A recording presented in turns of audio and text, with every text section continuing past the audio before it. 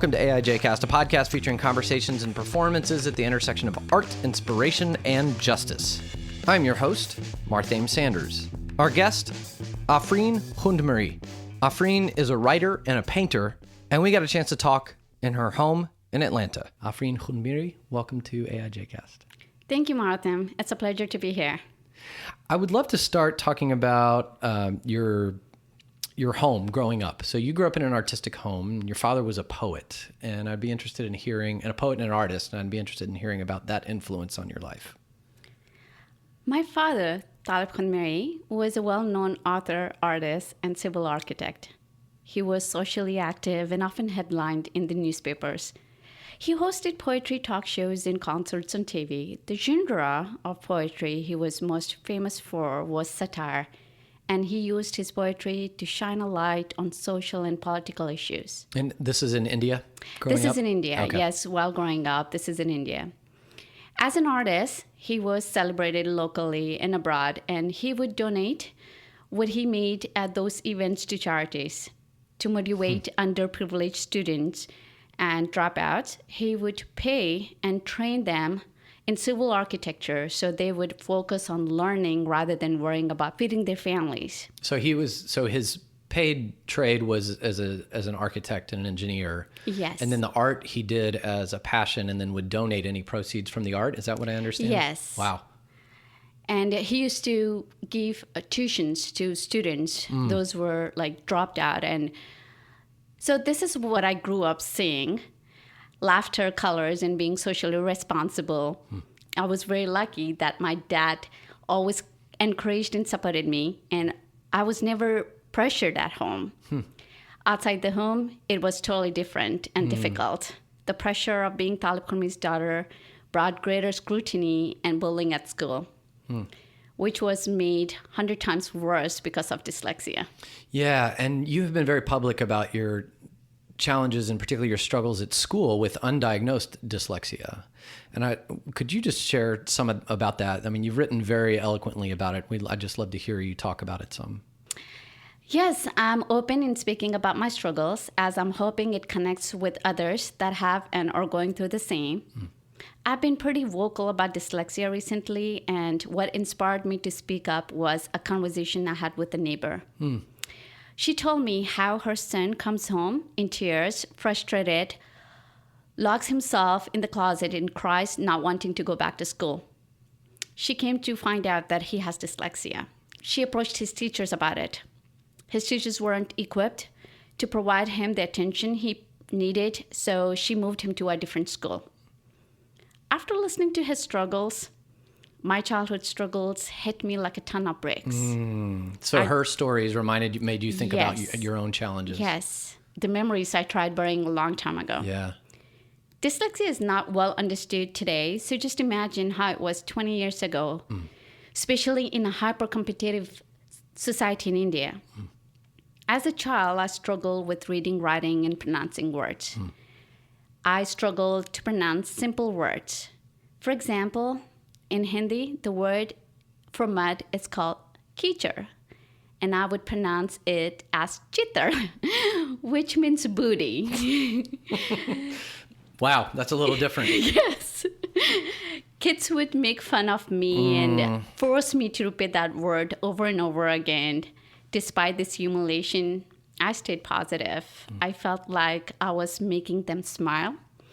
But deep inside, in my heart, I just wanted to kick their ass. But early on, I was determined that school was not for me.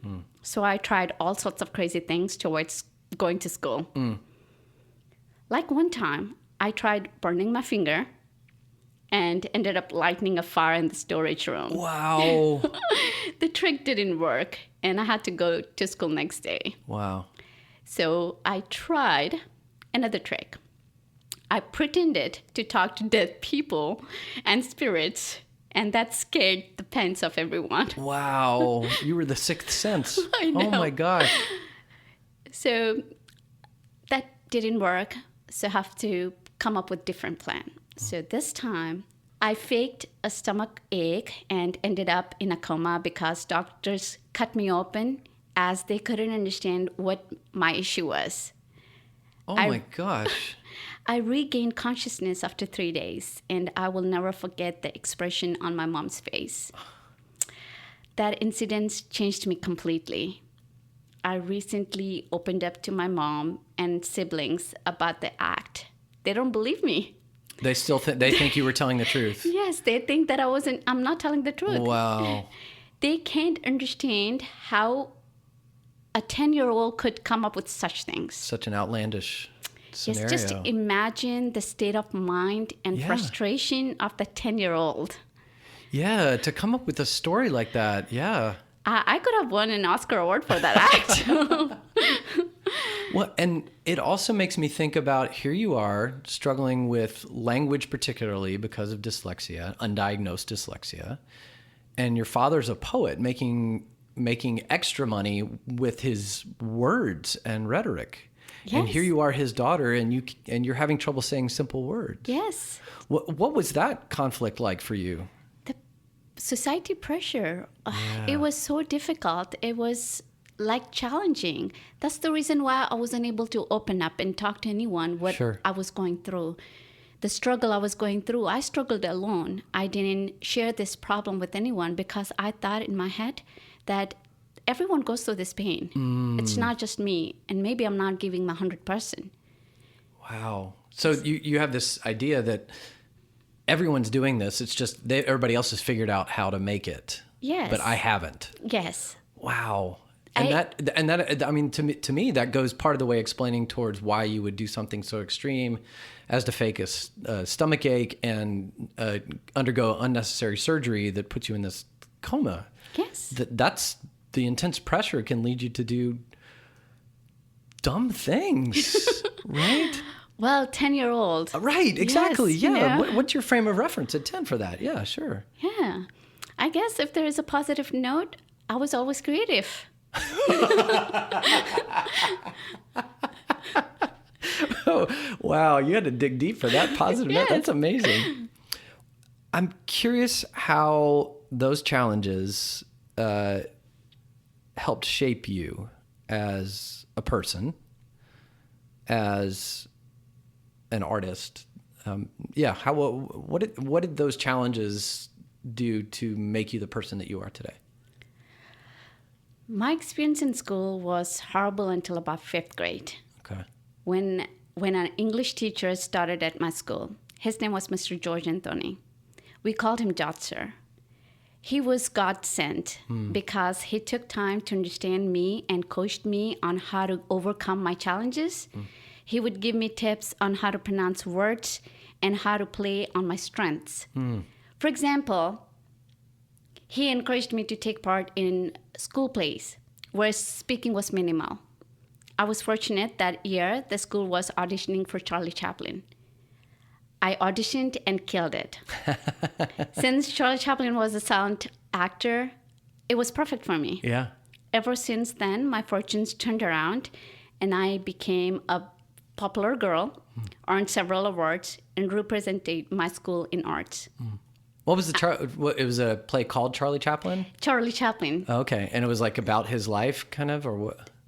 The shows we used to watch while we were growing up. His movies and just films, movies. yeah. So I used to take small acts from Charlie Chaplin's movie and then make a stage play. Yeah, yeah. So it was perfect for me. Yeah, absolutely. No dialogues. And, I proved myself that I'm a great actor. Right, absolutely. Yeah, you already faked a stomachache, yeah.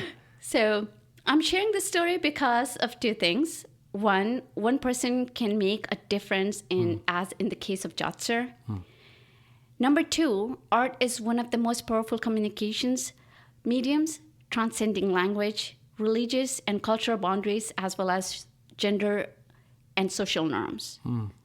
For me, I want to enrich the lives of others, even if it means I have to be vulnerable in sharing my experiences. Chapter 2, verse 286 of the Holy Quran states, God does not burden a soul beyond its capacity.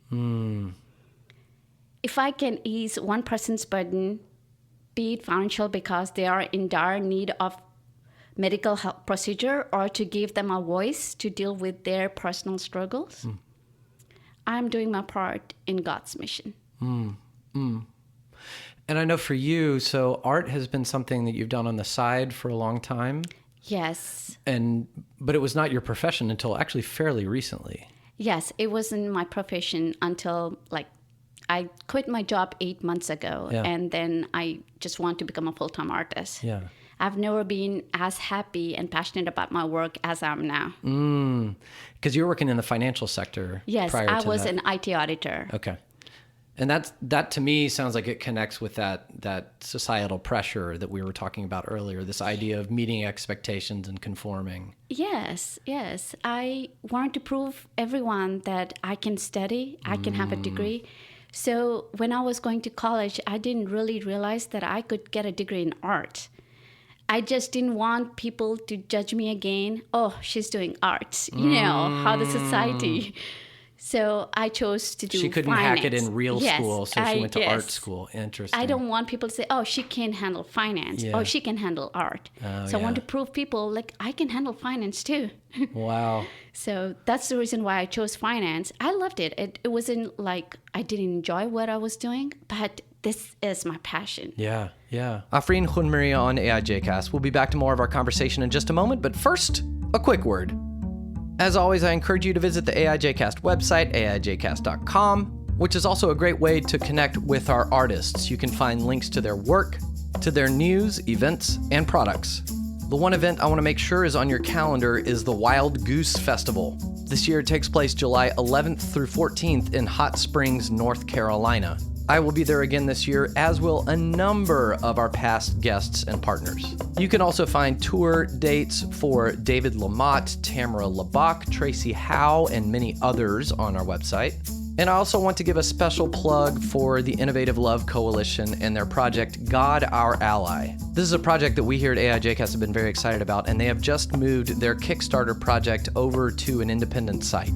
So if you want to find out more about that and support it, you can go to innovativelecoalition.com. And you can find links about these events and so many more at our website. Just go to aijcast.com.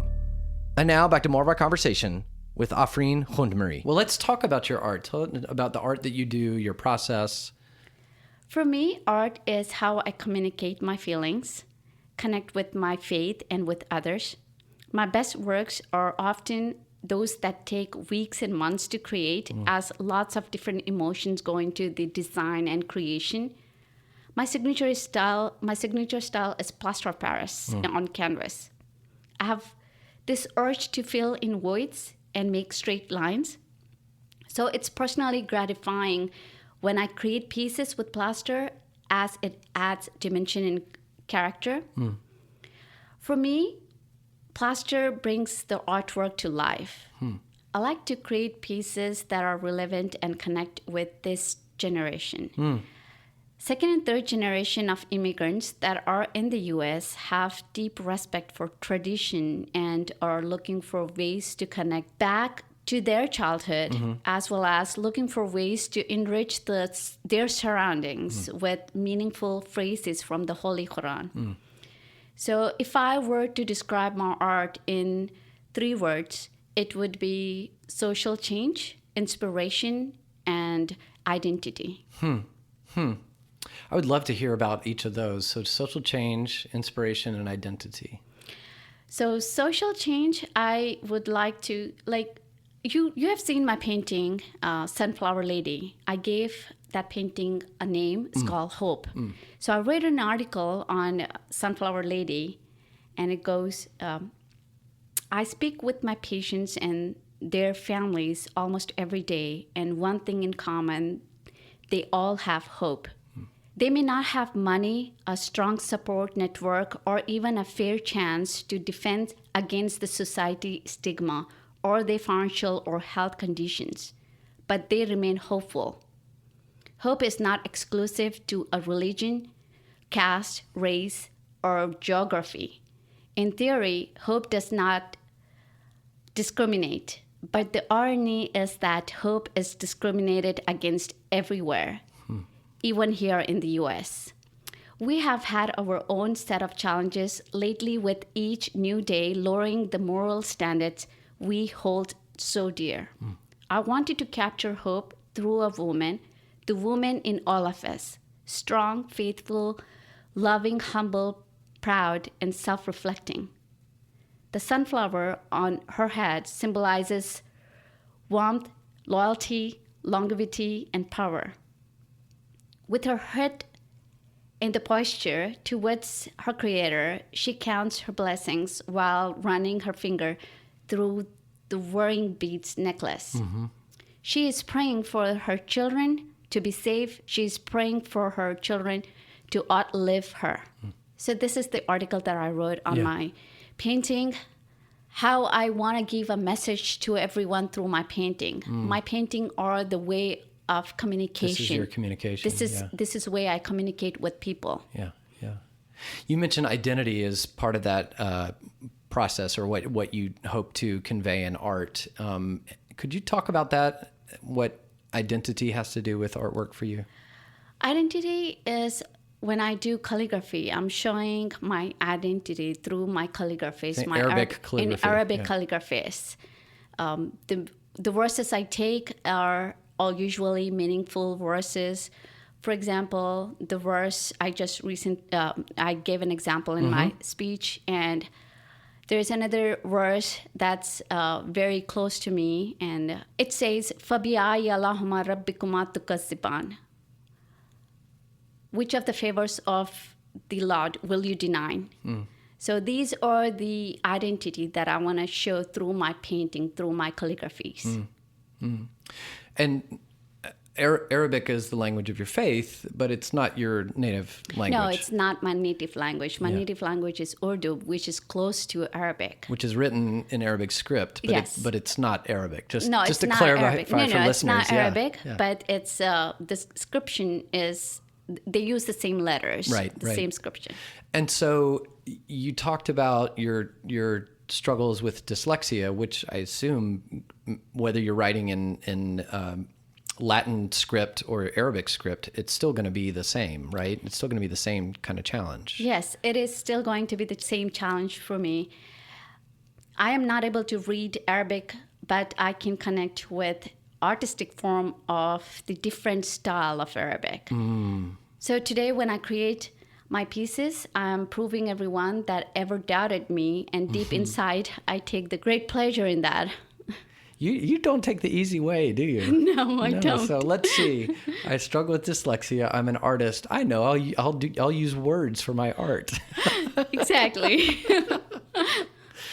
So, is there anything else about Arabic calligraphy that particularly you've talked about faith, you've talked about identity, you've talked about really trying to prove people wrong. Is there anything else about Arabic calligraphy that has made you want to choose it as an art form?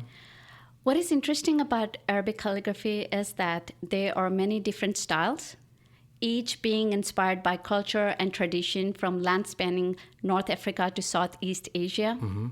Each style has its own character and complementary art form. The focal of any Arabic art is scripture, and the scripture is the art. On a personal level, growing up, there was an expectation that I would be fluent in writing and reading Urdu and Arabic because of my father's line of work. Well, I had the toughest time because of my dyslexia. I was tormented as a result. Even today, I can't read Arabic, but I feel like I have proved everyone that I can do this, and nothing is difficult.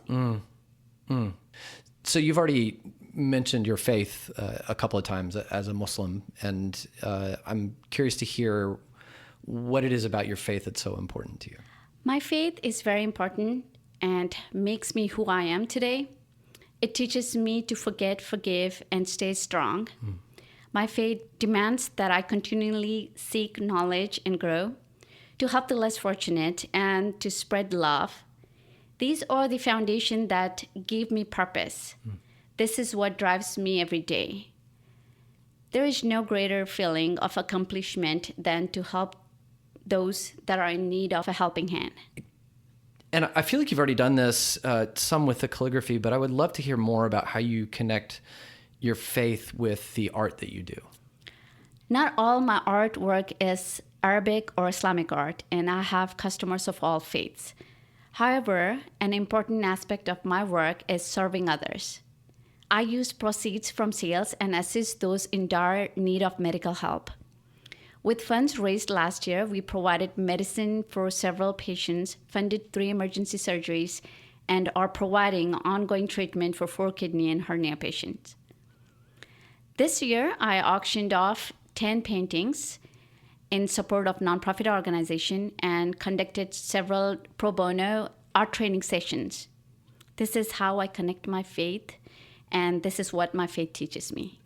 You're right in the footsteps of your father here too. Yes. I just want to carry his legacy. Yeah. Do you think about that when you're doing that? When I started, I was questioning myself, like, what am I doing with my life?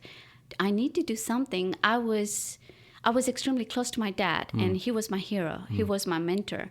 I just want to do something that he would love to see me doing. So when I started doing this, it just brought me so much pleasure, and I felt like, yes, now finally I got a chance to carry his legacy, and this is what I really want to do. There's something to me about what you're doing that, there are two parts that occurs to me. One is you are, in your genetic makeup, you are partially your father. And so this is continuing that part, right? Oh. And then there's also this spiritual or metaphysical aspect of the work that you're doing connects with the work that your father did. Yes, that was my mission. That's exactly what I want to do. I want to carry his legacy and do things what he was doing, and I want to continue his work. That's beautiful. Yeah. So are you doing all of your artwork as a volunteer, or are you making a living and also donating as part of your artwork now? Before I quit, it was 100% proceed. Even when I used to buy materials, I used to buy from my pocket. Didn't even take money I made from art. Now I'm a 100% artist, so I use 50% to donation and then 50% to buy or recreate my art pieces. To cover your supplies and expenses and all that. That's more than most people do with what they make. You'd be hard pressed to find someone who gives away 50% of what they make. That's incredible. I have a lot of patients in India. Yeah. And I couldn't have done this if I was not surrounded with amazing people here. Every time I post anything, and if I'm shortage on cash, people will stand and they will donate and they want to become a part of my mission. It's so important for me how they trust me and the things that I'm doing. They wouldn't even question. They would just blindly give me money, and this is what pushed me to do more. Yeah. And I would not take this credit, because this is like a team effort. Yeah. Well, it's like what we talked about before we went on mic, this idea that in order to be trusted, you have to be trustworthy. Yes. And that's what you're talking about, of people trusting you with these needs, and then providing for these needs for patients who need help with surgery and medical bills back in India. Yes. Yeah. If you had any advice for our listeners, something that you've learned through your life as an artist, the things that we've talked about, what would it be? Find purpose and cause greater than yourself, and be relentless in pursuing it. Delete the word perfect from your dictionary. There is no one perfect, and no one can be perfect. Just be in yourself and surround yourself with positive vibes.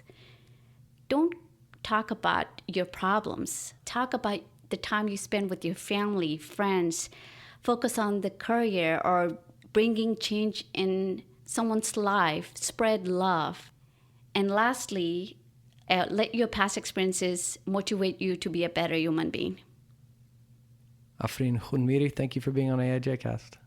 Thank you. Thank you for having me here. It's a pleasure. Afreen Khunmiri on AIJcast. You can connect with her on Instagram, where her handle is AKArtist. On our next episode, singer-songwriter Gaddison, the founder of Innovative Love Coalition. AIJcast is made possible through the support of listeners like you. It does take funds to run this podcast, and we can only do so with your support. So to find out more, go to our website, aijcast.com, and click on the link that says support. And we really do love to interact with you on social media. We are there on a number of platforms. Our handle is AIJcast.